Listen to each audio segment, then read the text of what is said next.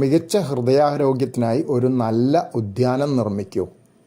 പ്രായമായവരിൽ gardening മികച്ച ഹൃദയാരോഗ്യവുമായി ബന്ധപ്പെട്ടിരിക്കുന്നു എന്ന് പഠന റിപ്പോർട്ട്. 65 വയസ്സ് കഴിഞ്ഞ 1.5 ലക്ഷത്തോളം പേരിൽ നടത്തിയ പഠനമായിരുന്നു അത്.